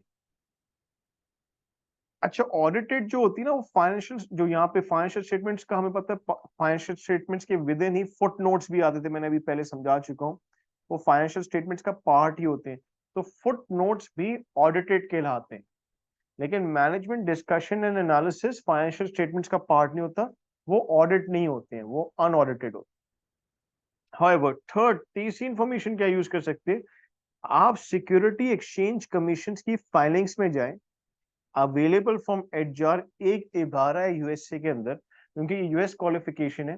सो यूएसए में अगर किसी को भी सिक्योरिटी एक्सचेंज कमीशन की फाइलिंग्स जाननी, सर ये सिक्योरिटी एक्सचेंज कमीशन समझा दें। देखो, एक बिजनेस है और लिस्टेड होना चाह रहा है, तो उसको एक रेगुलेटरी इदारे के पास जाना चलेगा जिसका नाम है सिक्योरिटी एक्सचेंज कमीशन। तो वो on an annual basis, routine basis पे कुछ फाइलिंग्स करता रहेगा, जमा करवाता रहेगा अपने डॉक्यूमेंट्स। जैसे कि हम नॉर्मल इंसान इनकम टैक्स रिटर्न जमा करवाता है टैक्स अथॉरिटी के पास, ऐसी बिजनेसेस कुछ सालाना कुछ डॉक्यूमेंट्स जमा करवाते हैं सिक्योरिटी एक्सचेंज कमीशन के पास। वो डॉक्यूमेंट्स पब्लिकली अवेलेबल होते हैं। So security exchange commission filings available from EDGAR, एक ऑनलाइन वेबसाइट है एडजार यूएसए में, जहां अवेलेबल होती है यूएसए की कंपनीज।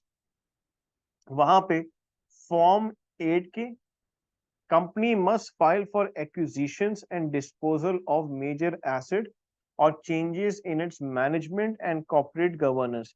तो जब जब कंपनी का कोई मेजर डिस्पोजल हो रहा है, एक्विजिशन हो रहा है, कंपनी के अंदर मैनेजमेंट में कोई चेंजेस आ रही हैं या कॉर्पोरेट गवर्नेंस में चेंजेस आ रही हैं, उनको एक फॉर्म भर के फाइल करना पड़ेगा, फॉर्म नंबर 8 के, जिसपे वो सारी डिटेल्स मेंशन करके सिक्योरिटी एक्सचेंज कमीशन के पास जाके फाइल कर दी, और वो पब्लिकली अवेलेबल होगा।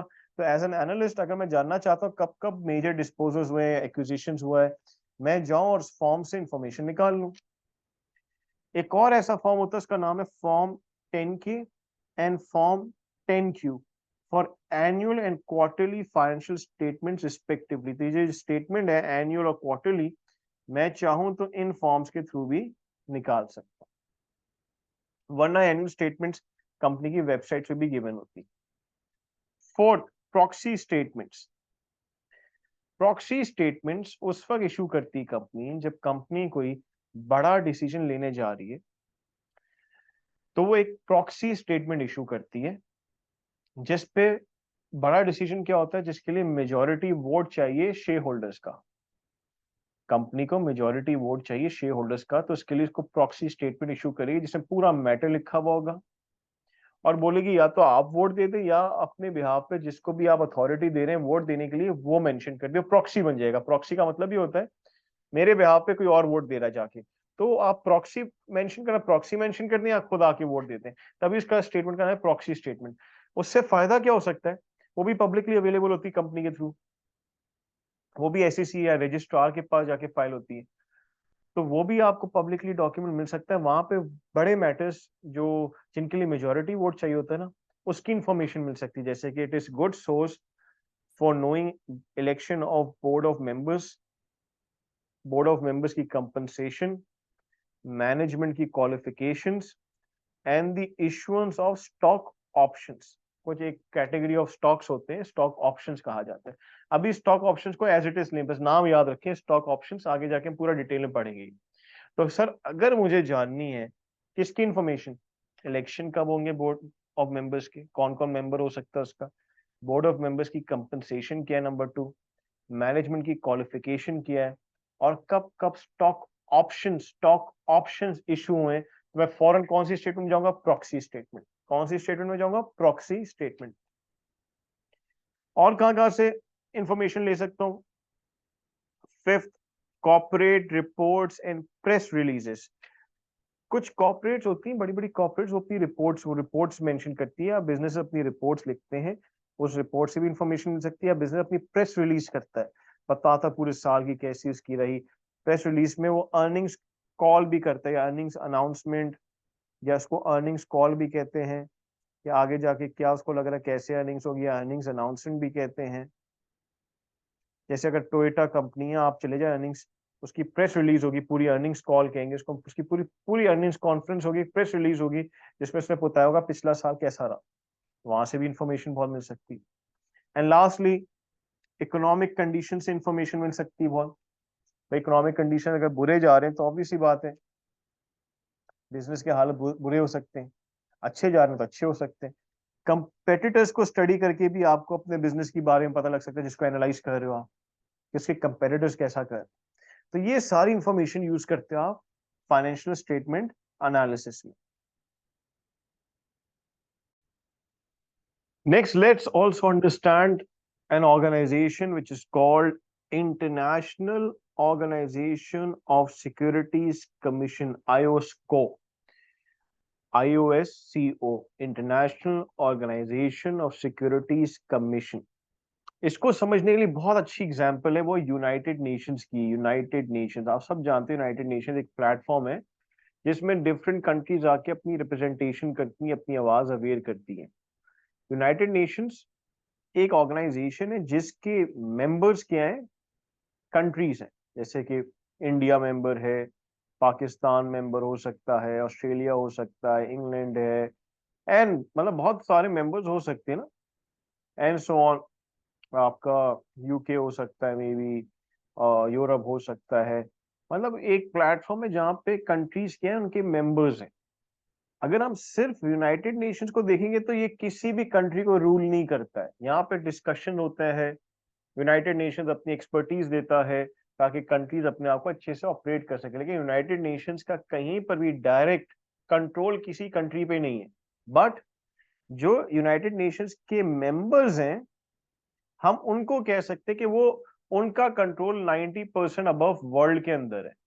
हर कंट्री की हुकूमत मेंबर है, वो अपनी कंट्री में कंट्रोल रखती होगी, तो वो अच्छे खासे मतलब उसके जो मेंबर्स हैं वो वर्ल्ड के हिस्से को अच्छे खासे कंट्रोल करते हैं। बिल्कुल ऐसे ही आईएसओ है, International Organization of Securities Commission. एक ऑर्गेनाइजेशन है जिसके मेंबर्स हैं different security exchange commissions, Pakistan का, यूएसए का, इंग्लैंड का, कनाडा का, जो भी सिक्योरिटी एक्सचेंज कमीशंस। थोड़ा सा इधर देखें, इधर सब यहाँ पे थोड़ा सा सिक्योरिटी एक्सचेंज कमीशन समझ लेते हैं। मेरी बात सुनिए गौर से। देखो, जैसे कि स्टेट बैंक होता है ना, रेगुलेट करता है बैंक्स को, इसी तरह सिक्योरिटी एक्सचेंज कमीशन होती है जो रेगुलेट करती है कैपिटल मार्केट्स को, जैसे कि एक स्टॉक एक्सचेंज, फिक्स इनकम की मार्केट जहाँ बॉन्ड्स इशू होते हैं। तो सिक्योरिटी एक्सचेंज कमीशन एक रेगुलेटरी इदारा है जो किसको रेगुलेट कर रहा है? कैपिटल मार्केट्स को कर रहा है। आईओस्को क्या है? एक इंटरनेशनल ऑर्गेनाइजेशन है जिसके अंडर जो मेंबर्स हैं वो डिफरेंट कंट्रीज की सिक्योरिटी एक्सचेंज कमीशन ने जाके मेंबरशिप ली। बिल्कुल ऐसे ही जैसे यूएन के अंदर डिफरेंट कंट्रीज ने जाके मेंबरशिप ली, ऐसी आईएसको में डिफरेंट कंट्रीज की सिक्योरिटी एक्सचेंज कमीशंस ने मेंबरशिप ली हुई है। आईएसको उनको एक्सपर्टीज प्रोवाइड करता है जो कि वो अपने मुल्क में जाके अप्लाई कर सकती हैं। तो जरा आईएस को पढ़ते हैं। आईएस को पहला पॉइंट है, यहाँ देखिए स्क्रीन पे, नॉट अ रेगुलेटरी अथॉरिटी। खुद तो ये रेगुलेटरी अथॉरिटी नहीं है, जैसे यूएन खुद कोई कुछ भी इन्फोर्स नहीं कर सकती, इसी तरह आईएस को खुद कोई रेगुलेटरी अथॉरिटी नहीं है। But it members regulate more than 90% of the world's financial capital markets. लेकिन इसके जो मेंबर्स हैं वो तो रेगुलेट करते हैं। आईएसको का ऑब्जेक्टिव क्या है? नंबर वन ऑब्जेक्टिव, तीन ऑब्जेक्टिव्स इसके। Number one, to protect investors. किसको? इन्वेस्टर्स को, सप्लायर्स को नहीं, कस्टमर्स को नहीं, स्टेक होल्डर्स को नहीं, किसको? इन्वेस्टर्स को। तो ये एक्सपर्टीज इस तरह प्रोवाइड करता है अपने मेंबर्स को ताकि उस एक्सपर्टीज से जो इन्वेस्टर है वो ज्यादा से ज्यादा प्रोटेक्ट हो सके। Number two, to ensure that markets are fair, transparent and efficient. तो markets are fair, efficient and transparent, to ensure. तो वो इंश्योर करने की कोशिश करता है कि मार्केट्स, वो ऐसे एक्सपर्टीज प्रोवाइड करता है जिस एक्सपर्टीज से मार्केट ज्यादा से ज्यादा फेयर हो, ज्यादा एफिशिएंट हो जाए और ज्यादा से ज्यादा ट्रांसपेरेंट हो जाए। Third, to reduce systematic risk. Systematic risk का दूसरा नाम होता है मार्केट रिस्क। देखिए, मार्केट का रिस्क होता है ना, मार्केट की कोलैप्स ना कर जाए, तो उसको हम सिस्टमैटिक रिस्क भी कहते हैं, सिस्टम का risk. To reduce systematic risk, to eliminate नहीं लिखा, टू फिनिश नहीं लिखा। रिस्क कभी भी खत्म नहीं हो सकता, कम हो सकता है। तो वर्ड क्या है? To reduce systematic risk. ये तीन ऑब्जेक्टिव्स हैं जो इस इदारे की कोशिश होती है, इन ऑब्जेक्टिव्स के अकॉर्डिंगली वो कुछ एक्सपर्टीज प्रोवाइड करता है अपने मेंबर्स को। सर, किस फॉर्म में एक्सपर्टीज प्रोवाइड करता है? उसने कुछ प्रिंसिपल्स बनाए हुए होते हैं, प्रिंसिपल सेट किए होते हैं बड़ी रिसर्च के साथ। मेंबर्स उन प्रिंसिपल्स को पढ़ते हैं और वो अपने कैपिटल मार्केट्स में कोशिश करते हैं अप्लाई करने की। Its principles are grouped into 9 categories, including principles for regulators, for enforcement, for auditing, and for issuers among others। ऐसे 9 कैटेगरीज तक जाता है। ये तो कुछ कैटेगरीज लिखी नहीं, उसकी जो प्रिंसिपल्स बने हुए ना, ग्रुप हुए हैं 9, मतलब के रेगुलेटर्स के लिए प्रिंसिपल अलग बने हुए, इन्फोर्समेंट कैसे की जाए उसके प्रिंसिपल्स अलग बने हुए, ऑडिटिंग कैसे की जाए कंपनीज की, उसके प्रिंसिपल्स कुछ अलग बने हुए, इशुअर्स जो बॉन्ड इशू कर रहे हैं उनके लिए अलग प्रिंसिपल्स बने हुए। तो ये आईएस को प्रिंसिपल्स इशू करता है और ये मेंबर्स कोशिश करते हैं उन प्रिंसिपल से सीखें। क्योंकि जैसे लेट्स से पाकिस्तान का सिक्योरिटी एक्सचेंज कमीशन हो गया, वो कहाँ से एक्सपर्टीज लाएगा अपने पास? वो कहाँ से अपने पास इतनी रिसर्च लेकर आएगा? उसके पास तो वसाइल ही नहीं होंगे, उसके पास तो रिसोर्सेज भी नहीं होंगी। तो वो इस इदारे से हेल्प ले सकता है इसका मेंबर बन के। तो ये हमने समझ लिया आईएस को क्या होता है। हमने इससे पहले थोड़ा सा पढ़ा था सिक्योरिटी एक्सचेंज कमीशंस में फाइलिंग करती है हर बिजनेस। तो हमने कुछ फॉर्म्स पढ़ लिए थे, बाकी ये फॉर्म्स और भी फाइल होते हैं, ये यहाँ लिखे हुए। आप जैसे फॉर्म S1 क्या होता है वो लिखा हुआ है, 10K तो हम समझ गए थे, 10Q समझ गए थे हम, 14A क्या होता है, 8K क्या होता है, 144 क्या होता है, फॉर्म 3, 4 एंड 5 क्या होता है। एक दफा बस पढ़ लीजिएगा। जो इम्पोर्टेंट है वो 10K और 10Q है, जो हम पहले से पढ़ चुके हैं, ये इंपॉर्टेंट है। बाकी सिर्फ आप रीड कर लीजिएगा, इससे फायदा ये होगा। और 8K, ये तीन इंपॉर्टेंट है, इससे फायदा ये होगा, आपको पता लगेगा कितने अलग अलग किस्म के डॉक्यूमेंट्स फाइल होते हैं सिक्योरिटी एक्सचेंज कमीशन में। Further move on, let's now understand something called a very important thing called financial statement analysis framework। देखो फ्रेमवर्क क्या होता है, फ्रेमवर्क एक डायरेक्शन होती है। फ्रेमवर्क एक आपको डायरेक्शन प्रोवाइड करना पड़ता है किस डायरेक्शन में चलना है। तो हम कह सकते हैं फाइनेंशियल स्टेटमेंट एनालिसिस जब भी करना होगा तो हम ये फ्रेमवर्क अगर अप्लाई करेंगे, हमारे पास एक डायरेक्शन आ जाएगा किस डायरेक्शन से हमने किसी भी चीज का एनालिसिस करना है। लेट सपोज आप एक एनालिस्ट हो और आपके पास आप एनालिस्ट हो, आपके पास क्लाइंट आया एक एक्स, मिस्टर एक्स एक क्लाइंट आया आपके पास और बोल रहा है वो कि आप उसके लिए कंपनी ए को एनालाइज करें, कंपनी ए को एनालाइज करें। तो आई रिपीट, मिस्टर एक्स एक क्लाइंट आया आपके पास, आप एनालिस्ट हो और मिस्टर एक्स ने कहा यार आप मेरे लिए कंपनी ए का फाइनेंशियल एनालिसिस करो, मैं आपको उसको पैसे दे दूं। अब आप क्या डायरेक्शन यूज करोगे? तो आप फॉलो करोगे फाइनेंशियल स्टेटमेंट एनालिसिस का फ्रेमवर्क। सबसे पहली चीज क्या करोगे, जिसको फेज 1 कहते हैं, आप पूछोगे मिस्टर एक्स को कि आपका ऑब्जेक्टिव क्या है, मैं क्यों करूं एनालिसिस। सुनते रहना आप लोग। हो सकता है वो बोले क्योंकि मुझे इन्वेस्ट करना है। तो ऑब्जेक्टिव क्लियर हो गया भाई, इन्वेस्टमेंट के पर्पस की वजह से एनालिसिस करना है, ऑब्जेक्टिव क्लियर हो गया। उसने कहा नहीं, मिस्टर एक्स ने दूसरा कोई आपको रीजन दे दिया, उसने कहा मुझे इनको लोन देना है। तो ऑब्जेक्टिव चेंज हो गया भाई, लोन देना है। अब आप खुद सोचो, एक इंसान ने इन्वेस्ट करना है तो एनालिसिस अलग किस्म का होगा।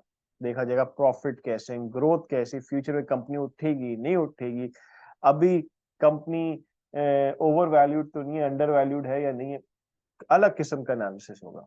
लेकिन अगर ऑब्जेक्टिव ये बन गया है कि कंपनी को लोन देना है, फिर एनालिसिस अलग होगा। हम देखेंगे कंपनी के कैश रिजर्व्स कितने, आगे जाके कंपनी लोन रीपे कर सकती नहीं कर सकती, आगे जाके उसकी सेल्स कितनी बढ़ सकती है, आगे जाके कंपनी अभी से कहीं बहुत ज्यादा कर्ज में तो नहीं गिरी हुई है। तो इसका मतलब ऑब्जेक्टिव से आपके एनालिसिस का रूट चेंज होता है। तो पहला फेज हमेशा क्या होता है, स्टेट दी ऑब्जेक्टिव। पहला फेज है स्टेट ऑब्जेक्टिव एंड कॉन्टेक्स्ट।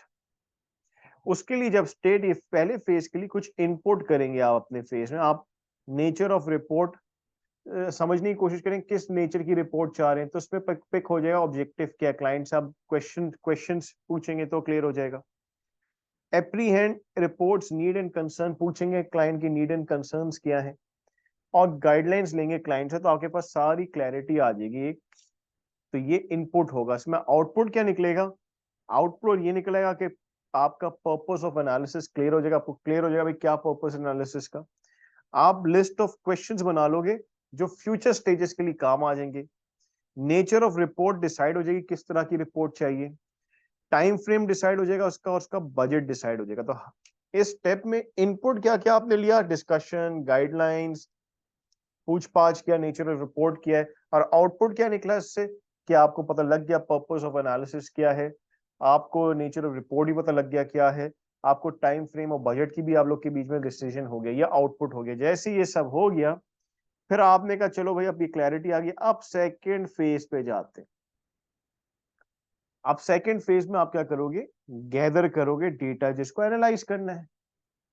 तो आप गैदरिंग करोगे डेटा, जो जो डेटा गैदर करोगे वो आपका इनपुट बन जाएगा। फाइनेंशियल स्टेटमेंट्स गैदर करोगे, जैसे अदर सोर्सेस पढ़ी, press releases, corporate releases, suppliers के बारे में जानो, कंपेटिटर्स के बारे में जानोगे, विजिट करोगे साइट्स और जानने के लिए। तो ये सब इनपुट हो गया स्टेप नंबर 2 का। आउटपुट हासिल क्या करोगे इससे? आप ऑर्गेनाइज कर लोगे अपनी फाइनेंशियल स्टेटमेंट्स को, हर साल, साल भर साल आपके पास फाइनेंशियल टेबल्स बन जाएगी एक। और जो आपने क्वेश्चनियर बनाया था ना, क्वेश्चंस डिसाइड किए थे भाई, क्वेश्चंस ये जो कंपनी कैसा कर रही, कंपनी के कहाँ कहाँ ऑफिसेस हैं, कुछ क्वेश्चंस बनाए थे आपने आउटपुट में पहले स्टेज में, वो क्वेश्चनियर्स भी क्या हो जाएंगे, कंप्लीट हो जाएंगे आप। ये आउटपुट हो गया सेकंड फेज का। सर डेटा गैदर कर दिया, इनपुट था, जहां जहां से डेटा मिला, जहां जहां से डेटा मिला मैंने लाके रख लिया। आउटपुट क्या हुआ? आउटपुट होता है कि मैं स्टेज 3 करने से पहले मैंने ऑर्गेनाइज कर दिया डेटा, क्वेश्चनियर फिल कर दिया, अब मैं स्टेज 3 पे जा रहा हूँ। सर 3 पे क्या होगा? प्रोसेस करूंगा डेटा को, डेटा की प्रोसेसिंग करूंगा। इसमें इनपुट क्या होगा? जो आउटपुट था लास्ट स्टेज का, वो इनपुट यूज करके उस डेटा को प्रोसेस करूंगा मैं। प्रोसेस का मतलब होता है कि उस डेटा को, एक तो नंबर 1 एडजस्टेड फाइनेंशियल स्टेटमेंट्स को अपने लिहाज से एडजस्ट कर दूंगा, कॉमन साइज करूंगा मैं। ये आगे जाके सीखेंगे कॉमन साइज क्या होता है, अभी थोड़ा सा ग्लिम्स दे रहा हूँ। कभी कभी दो कंपनीज की मैं फाइनेंशियल स्टेटमेंट्स लेता हूँ, अलग अलग साइजेस, कोई एक कंपनी बड़ी, एक कंपनी छोटी, तो कॉमन साइज करना होता है। मैं रेशियोज और ग्राफ्स एवेल्युएट कर लूंगा, निकाल लूंगा, कैलकुलेट कर लूंगा, और कुछ फोरकास्टिंग कर लूंगा। ये आउटपुट हो गया सेकेंड स्टेज का। अब इस आउटपुट को यूज करते हुए मैं सेकेंड फोर्थ स्टेज पे जाऊंगा, analyse and interpret the process data. अब मैं इस डेटा को एनालाइज करने की कोशिश करूंगा। तो इसमें इनपुट क्या आ गया? लास्ट फेज है, इनपुट डेटा और प्रोसेस डेटा। आउटपुट क्या आया इसमें? मेरे एनालिटिकल रिजल्ट्स, मेरे एनालिटिकल रिजल्ट जो भी मैंने एनालाइज किया है, कंपनी को जितना भी एनालाइज किया, वो रिजल्ट्स आ गए। अब इन रिजल्ट को यूज करते हुए मैं स्टेज 5 पे जाऊंगा। जिस मकसद के लिए रिपोर्ट बनी थी ना, उस हिसाब से कंक्लूड करूंगा रिपोर्ट को और अपनी रिकमेंडेशंस दूंगा। इस पे इनपुट क्या क्या आ गया? एनालिटिकल रिजल्ट जो मैंने लास्ट फेज में निकाले, प्रीवियस रिपोर्ट्स, अगर इससे पहले कोई रिपोर्ट लिखी उसको भी सामने रख दूंगा, और इंस्टीट्यूशनल गाइडलाइंस, जो गाइडलाइंस तय हुई हुई हैं, उनके अकॉर्डिंग मैं रिपोर्ट बनाऊंगा अपनी। और आउटपुट क्या आ जाएगा? एक एनालिटिकल रिपोर्ट आ जाएगी जो आंसर करेगी क्वेश्चंस पोज्ड इन फेज 1, और मेरे रिकमेंडेशंस आ जाएंगे। मिसाल, अगर भाई स्टेज 1 में डिसाइड ये था कि इन्वेस्टमेंट के लिए तो मुझे कंक्लूड करना पड़ेगा कंपनी कैसा किया है, और रेकमेंड करूंगा इन्वेस्ट किया जाए या नहीं किया जाए। अगर स्टेज 1 में ऑब्जेक्टिव था लोन देने के लिए, तो पहले मैं कंक्लूड करूंगा कि कंपनी की फाइनेंशियल हालत कैसी है, और फिर रेकमेंड करूंगा कि लोन देना चाहिए या नहीं देना चाहिए। ये हो गया स्टेज 5। और स्टेज 6 मैं फॉलो अप रखूंगा। अगर कहीं भी मुझे लगा कंपनी अब मेरी रिकमेंडेशन कंक्लूजन चेंज हो सकती है, मैं फॉलो अप रखूंगा, मैं बताऊंगा अपने क्लाइंट को कि अब कंपनी की वो हालत नहीं रही जो पहले थी, और मैं अपनी रिकमेंडेशन और कंक्लूजन अपडेट करना चाहता हूं। तो ये फेज 6 फेजेस आपको याद रखने, इनके इनपुट्स एंड आउटपुट्स दोनों याद रखने। इनपुट को सोर्सेस ऑफ इंफॉर्मेशन भी कह सकते हैं हम। इनपुट्स एंड आउटपुट्स दोनों याद रखने के सवाल आ जाता है कि स्टेज 3 का इनपुट क्या, आउटपुट क्या है, स्टेज 2 का इनपुट क्या, आउटपुट क्या है। तो ये चीजें आपने याद रखनी है, 6 स्टेजेस याद रखने। फिर से एक दफा रिकैप कर लेते हैं, मेरी तरफ देखिए, मेरी तरफ। एनालिसिस करना है, तो सबसे पहले मैं अपने क्लाइंट से सवाल पूछूंगा, क्यों करना है, ऑब्जेक्टिव बताओ। वो कहेगा भाई ऑब्जेक्टिव क्या है, तो मेरे पास इनपुट आ जाएगा। मैं इनपुट क्या रख लूंगा? ऑब्जेक्टिव। मैं पूछूंगा ऑब्जेक्टिव क्या है, मैं रिपोर्ट की गाइडलाइंस बना लूंगा उसके साथ बैठ के। तो आउटपुट क्या आ गया? ऑब्जेक्टिव क्लियर हो गया, पर्पस ऑफ एनालिसिस आ गया, टाइम फ्रेम, बजट वगैरह तैयार हुआ। मैं ठीक है, अब सेकंड स्टेज पे जा रहा हूँ, मुझे ऑब्जेक्टिव क्लियर है, गैदर करो डेटा। फाइनेंशियल स्टेटमेंट्स उठाई, प्रेस रिलीजेस उठाई, गैदर किया, ये इनपुट हो गया। आउटपुट क्या किया? मैंने उनको ऑर्गेनाइज कर दिया। थर्ड फेज में प्रोसेस करूंगा मैं डेटा। प्रोसेस के वक्त इनपुट वही हुआ जो मैंने ऑर्गेनाइज की थी। प्रोसेस में आउटपुट क्या हुआ? रेशियोस निकाल लिए, ग्राफ्स बना लिए, कॉमन साइजिंग कर ली, प्रोसेस हो गया डेटा। फिर इवैल्यूएट करो। इवैल्यूएट में इनपुट क्या हुआ? जो आउटपुट था थर्ड स्टेज का, वो इनपुट हो गया, और आउटपुट क्या निकला? मेरी इवैल्यूएशंस, मेरे एनालिटिकल रिजल्ट्स, फिर मैं रिपोर्ट बना लूंगा। नेक्स्ट स्टेज पे रिपोर्ट बनाते वक्त इनपुट क्या हो, मेरे एनालिटिकल रिजल्ट्स और गाइडलाइंस जो मैंने फर्स्ट स्टेज में सेट की थी उस हिसाब से रिपोर्ट बना लूंगा, अपनी कंक्लूजन दे दूंगा, अपनी रिकमेंडेशन दे दूंगा। अब फिर फॉलोअप रखूंगा। फॉलोअप के लिए मैं गैदर करता रहूंगा हर वक्त। इनपुट क्या होगा उसमें, हर 6 मंथ्स या एवरी ईयर में न्यू इन्फॉर्मेशन गैदर किया करूंगा, उनको प्रोसेस किया करूंगा और उनको देखा करूंगा मेरी कहीं रिकमेंडेशन कंक्लूजन चेंज तो नहीं हो रही। अगर हो रही है तो मैं आउटपुट करके अपने क्लाइंट को नोटिफाई कर दूंगा, अपडेट कर दूंगा अपनी रिकमेंडेशन एंड कंक्लूजन। ये है फाइनेंशियल स्टेटमेंट एनालिसिस फ्रेमवर्क, जिस पे पूरा फाइनेंशियल स्टेटमेंट एनालिसिस डिपेंड करता है। इसी फ्रेमवर्क को हम लोग यूज करते हैं। इसी फ्रेमवर्क के लिए हम पूरा फाइनेंशियल स्टेटमेंट एनालिसिस पढ़ेंगे, ताकि ये फ्रेमवर्क जो आपके सामने स्क्रीन पे दिख रहा है, देखें आपके सामने, ये फ्रेमवर्क आप अप्लाई कर सके। This is called financial statement analysis framework. Further आगे बढ़ते हुए ना, I want to give you a glimpse of accounting standards. Standards क्या होते हैं, कितने किस्म के होते हैं। देखो, किसी भी कंट्री को चलाने के लिए ना एक लॉ चाहिए होता है। लॉ कि सिटीजन उस कंट्री के कैसे ऑपरेट करेंगे, एक लॉ चाहिए। उस लॉ को फॉलो किया जाए, जैसे कॉन्स्टिट्यूशन भी कहा जाता है। सो एक कानून है जिसको फॉलो करना है हर सूरत में।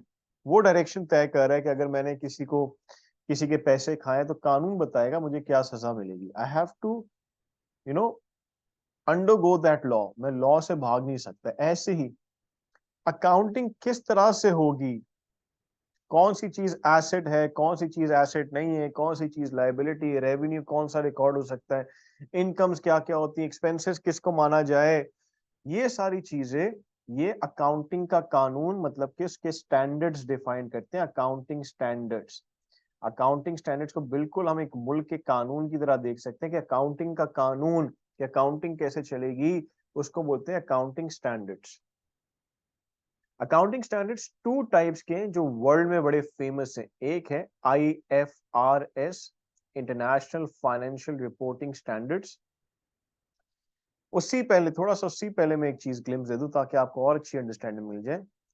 पहले के दौर में हर मुल्क का अपना अकाउंटिंग स्टैंडर्ड होता था, हर कंट्री का। जैसे पाकिस्तान का अपना होगा, इंडिया का अपना होगा, श्रीलंका का अपना होगा, UK का अपना होगा, कनाडा का अपना होगा, जर्मनी का अपना था, इसी तरह USA का अपना था। लेकिन वक्त के साथ साथ जैसे जैसे कंट्रीज आपस में कन्वर्ज हुई हैं, इंटीग्रेट हुई, जैसे यूरोपियन यूनियन इंटीग्रेट हो गया, क्योंकि वक्त के साथ साथ क्या हुआ है, कंट्रीज में ऐसा ऐसा ग्रुप इन हुई। कंट्रीज में जो बॉर्डर्स के जो आपके बॉर्डर्स के हम कह सकते हैं लिमिटेशंस थी, ऐसा टूटी हैं। कंट्रीज में यूनिफॉर्मिटी आई। अब कैपिटल मार्केट्स भी, कोई जैसे यूरोपियन मार्केट्स, इंटरनेशनल मार्केट्स आपस में, अब मैं पाकिस्तान में बैठा हुआ शायद USA की स्टॉक मार्केट में इन्वेस्ट कर सकता हूँ, पहले जमाने में नहीं होता था ऐसा। UK की स्टॉक मार्केट्स में इन्वेस्ट कर सकता हूँ, यूरोपियन स्टॉक मार्केट्स में इन्वेस्ट कर सकता हूँ। पहले ऐसा मुमकिन नहीं था। तो आप आहिस्ता आहिस्ता क्या हुए, स्टैंडर्ड्स कन्वर्ज होने लग गए। तो वो दो स्टैंडर्ड से बच गए। अब ये बहुत सारे मुल्क अब एक ही स्टैंडर्ड फॉलो करते हैं जिसका नाम है international financial reporting standards.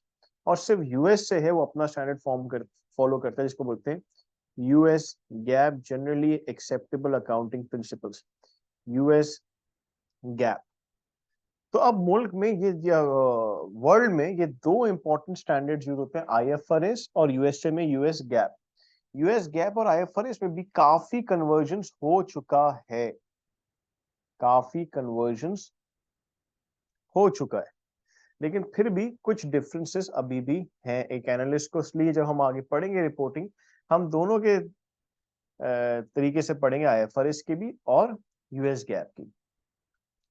Sir US gap को जो संभालता है ना वो है FASB, मतलब फाइनेंशियल अकाउंटिंग स्टैंडर्ड्स बोर्ड।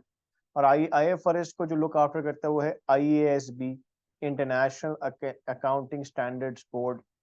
ये जो दोनों है ना, ये स्टैंडर्ड सेटिंग बॉडी, ये स्टैंडर्ड बनाती है, ये इन्फोर्स नहीं करवा सकती। ये बिल्कुल ऐसा है कि एक प्रैक्टिशनर बैठा है, एक लॉ मेकर बैठा है, लॉ बना तो रहा है लेकिन इन्फोर्स लॉ उसी वक्त हो सकता है जब पार्लियामेंट से गो थ्रू हो, पार्लियामेंट में अप्रूव हो, तभी इन्फोर्स हो सकता है। In other words, court decision दे सकती है लेकिन इन्फोर्स तो पुलिस करवाएगी। इसी तरीके से ये स्टैंडर्ड्स बनाते हैं, ये स्टैंडर्ड्स देते हैं, इन्फोर्स नहीं कर सकते। ये इन्फोर्स आपकी security exchange commission, regulatory body जिसको कहते हैं, वो इन्फोर्स कर सकती है। तो ये दो अकाउंटिंग स्टैंडर्ड्स थे। प्री रेक्विजिट में पूरी अकाउंटिंग स्टैंडर्ड की रीडिंग होगी, वो आप गो थ्रू कर सकते हैं अगर इसकी नॉलेज ना हो। मैंने फिर भी आपको एक ग्लिम्स दिया अकाउंटिंग स्टैंडर्ड्स का। आगे बढ़ते हैं। Lastly before winding up the topic में यहाँ एक और चीज भी हाईलाइट कर दूं, ये अपने पास नोट्स में लाजमी लिख लीजिएगा। In financial statement foot notes एक और चीज भी आती है जो अलग से मेंशन नहीं थी, मैं मेंशन करने जा रहा हूँ। Number 5 is segment reporting. Segment reporting, देखें कोई बिजनेस है ना, बिजनेस, उसके अलग अलग सेगमेंट्स हो सकते हैं।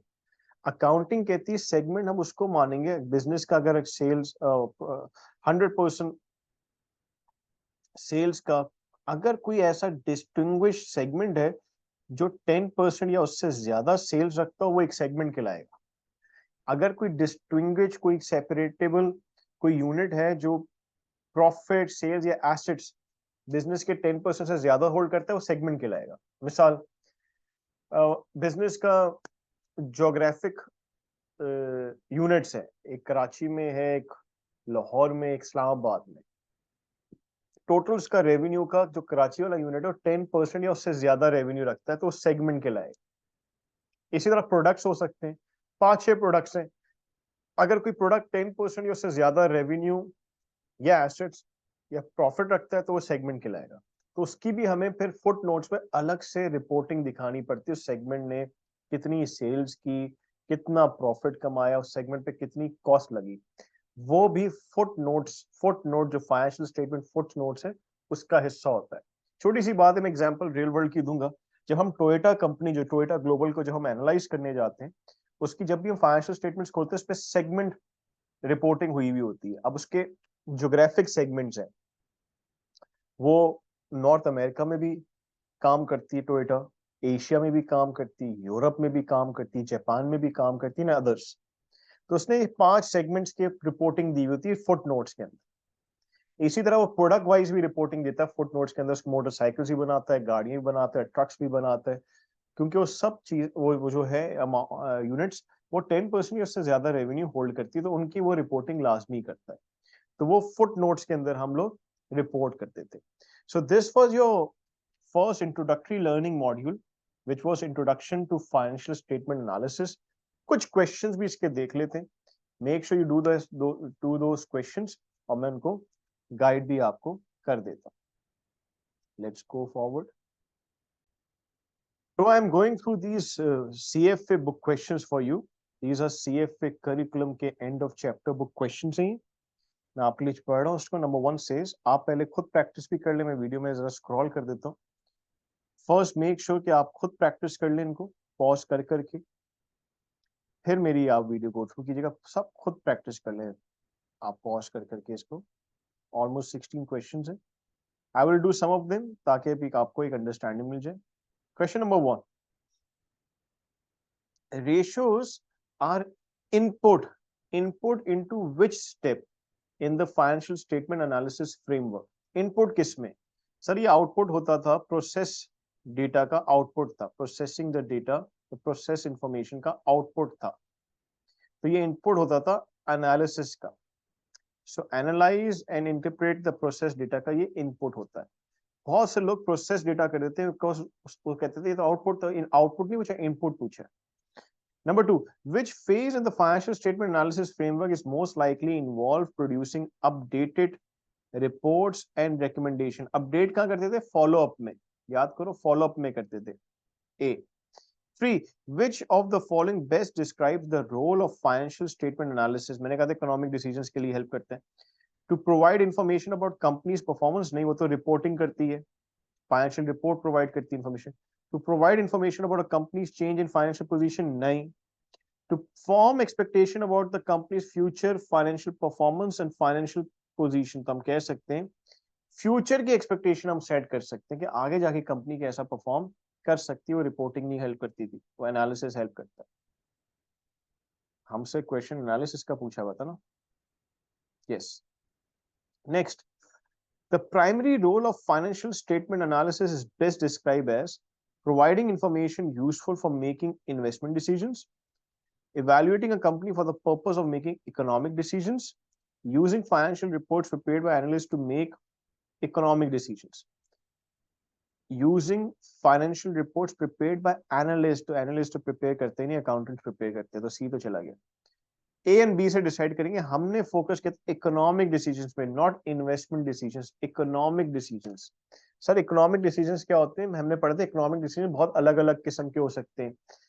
इन्वेस्टमेंट डिसीजन तो होता है सिर्फ इन्वेस्टमेंट करने जा रहा हूं मैं, लेकिन हम और डिफरेंट डिसीजन, लोन देना हो गया, मर्जर हो गया, बिजनेस को हटा रहे हो अपने आप से, वो भी तो डिसीजन है ना। तो हम इकोनॉमिक डिसीजन में सारे डिसीजन ला सकते हैं, तो इसका आंसर बी हो जाएगा। Fifth, international financial standards are currently developed by which entity? So it is International Accounting Standard Board, IASB. US GAAP are currently developed by which entity? US GAAP को तो FASB दिखता था, Financial Standards Accounting Standards Board. The core objective of IOSCO is to eliminate risk, नहीं, ये होता था reduce risk, तो ये तो नहीं हुआ। Protect users of financial statement, not users, only investors. Investors को protect करना था, बी भी गलत हो गया। Ensures markets are fair, transparent and efficient, yes, ये one of the objective था, one of the 3 objectives. 8, which of the following best describe why the notes that the company accompany the financial statements are required? The notes permit flexibility in statement preparation, standardized financial reporting, provide information necessary to understand. The C answer होगा, additional information दे देता है आपको। 9, accounting policies, methods and estimates used in preparing financial statements are more likely to be found in, obviously बात है, ये आपको मिलेंगे notes in the financial statement के अंदर। 10, information about management and director compensation proxy statement पढ़ चुके हैं हम लोग। 11, information about company's objective, strategies and significant risk about most likely to be found in management commentary, management क्या objective रखती है, क्या strategies रखती है। 12, what type of audit opinion is preferred when analyzing a financial statement? बिल्कुल साफ सुथरी opinion, which is called unqualified opinion। साफ सुथरी opinion को unqualified opinion कहते हैं। 13, an auditor determines that a company's financial statements are prepared in accordance with applicable accounting standard, except with respect to inventory reporting. कह रहा है बाकी सब ठीक है except for, सब ठीक है except for, this exception is most likely to result in an audit opinion that is qualified. Qualified को कहते हैं exceptions के अलावा सब ठीक है। Next, 14, an independent and audit report is most likely to provide absolute assurance, नहीं, reasonable assurance provide करता है, absolute नहीं provide करता है, reasonable ये नहीं हो सकता। Reasonable assurance, yes, that the financial statements are fairly presented, हाँ। and an independent audit report ये assurance बिल्कुल provide कर सकती है। C पे भी पढ़ रहा हूँ मैं। A qualified opinion with respect to the transparency of the financial, qualified नहीं, unqualified हो गया। अगर ट्रांसपेरेंट है फाइनेंशियल स्टेटमेंट तो अनक्वालिफाइड इशू करेगा, क्वालिफाइड क्यों करेगा? बी आंसर हो जाएगा इसका। 15, interim financial reports released by companies are most likely to be monthly, unaudited, unqualified। Monthly भी हो सकती है, क्वार्टरली भी हो सकती है, सेमी एनुअल भी हो सकती है। तो मंथली जरूरी नहीं होती है, लेकिन अनऑडिटेड होती है, क्योंकि ऑडिट होता है साल के एंड में, तो ये अनऑडिटेड होती है।